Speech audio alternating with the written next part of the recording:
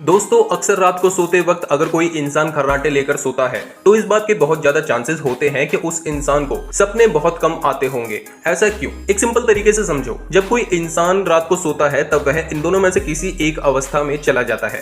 पहला है रैम यानी रैपिड आई मूवमेंट और दूसरा है नॉन रैम यानी non rapid eye movement. RAM state में होने पर सोने के बावजूद भी आपकी आंखें अंदर ही अंदर मूव करती रहती हैं। जब कोई इंसान सोते हुए सपना देखता है तब वह रैम स्टेट में होता है और उस आई मूवमेंट के चलते ही आप सपना देख पाते हो। लेकिन जब कोई खर्राटे ले रहा होता है तब वह नॉन रैम स्टेट में होता है, मतलब उस दौरान कोई भी आई मूवमेंट नहीं होती, इसलिए ही उस इंसान को कोई सपना दिखाई नहीं देता।